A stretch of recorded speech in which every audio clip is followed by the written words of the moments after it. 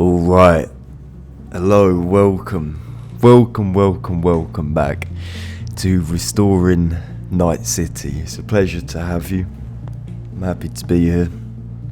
This is going to be the first proper video in this series, I guess, and I'm very excited.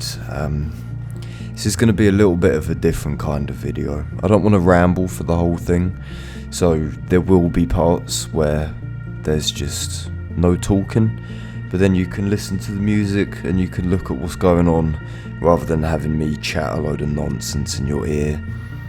If you guys don't like this style, or you would prefer me to not be in it at all, let me know, because I've never done something like this and I don't really know how to conduct it.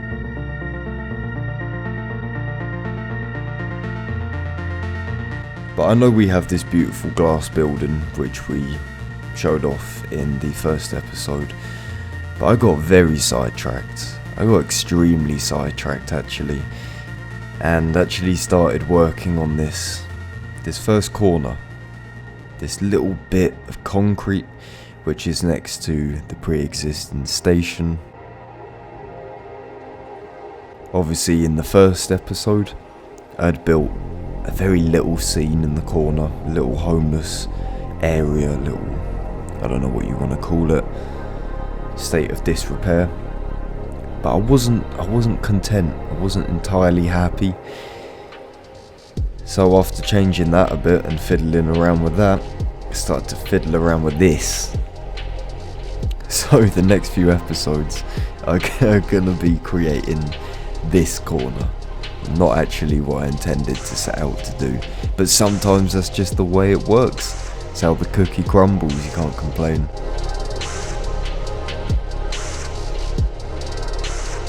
So initially I wanted this space to be open. I wanted this area to just be some kind of communal space.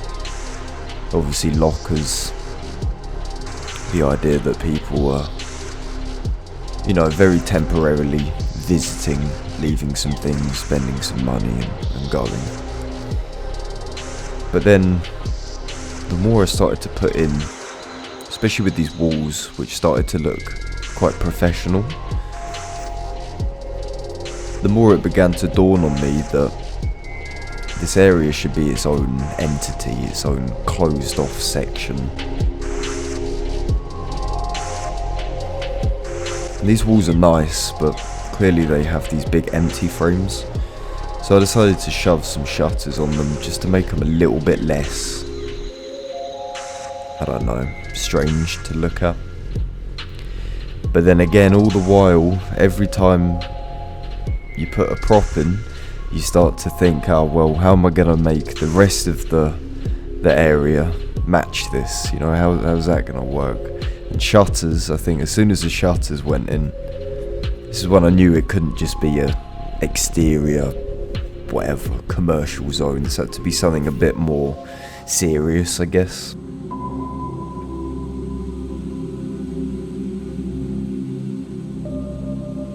But here is just the very tedious placement of props, just bottles, general rubbish, which is one of the biggest issues I'm facing at the moment, is making the areas not look so pristine and clean.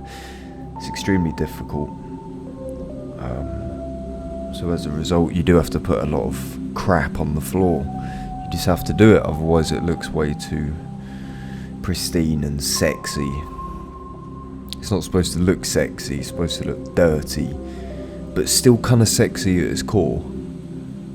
It's kind of the whole beef with Pacifica.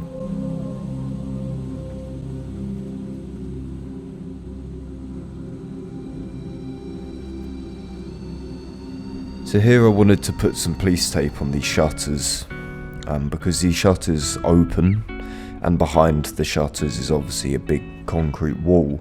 So I thought by putting police tape on it, it will decentivize me opening them and potentially other people if I upload this to Nexus or whatnot. But then obviously as soon as police tape went on the shutters, I thought, oh well shit, I've already set the scene now. Something serious has happened here. So as a result, the rest of the area needs to start becoming serious. And this is when I start to form this into an actual building. I did a little bit off camera, like put the vending machines in, like put the stickers on the walls and the wheelchair and whatnot. It's all just little silly, tedious things which weren't very fun to do nor watch.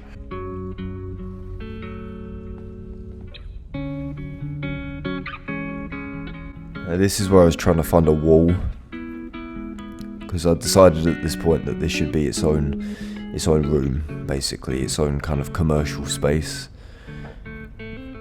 So as a result, we needed a wall which had collision, and this was the only one big enough to facilitate that. Like with a lot of things, there's a lot of lining up, just trying to make it look like it hasn't been thrown into the world out of some dodgy mod menu, which obviously it hasn't. This is made with love and care.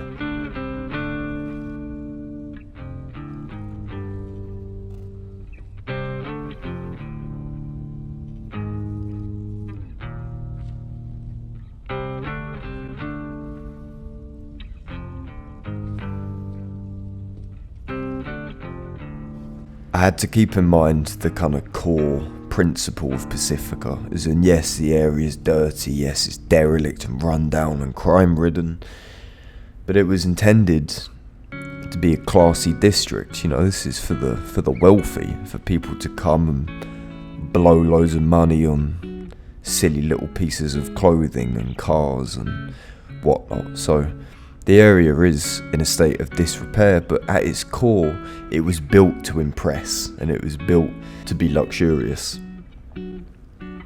So to kind of counterbalance the strong metallic black and the very brutalist concrete, I decided to implore, alright, fucking A-level English, decided to put in some of these glass panes, which was used on the other glass building.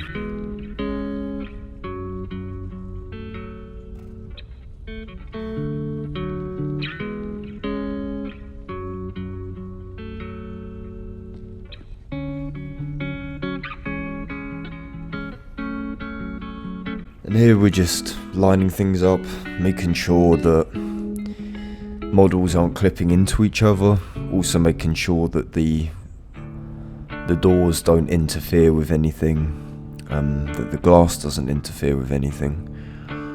I'm pretty happy with the exterior, for now at least. But obviously we're still presented with this big problem that you can see out.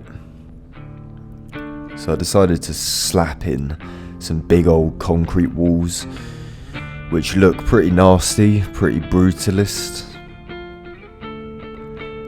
However, there is this illusion that you're running into them. In reality, you're not. You're running into this invisible glass wall.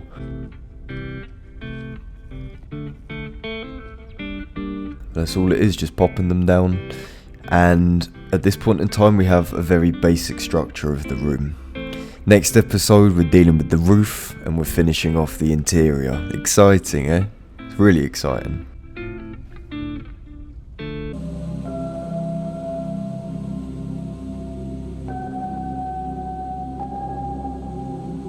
Here it is in all its glory. It's getting there. Cheers for watching, guys. I very much appreciate it.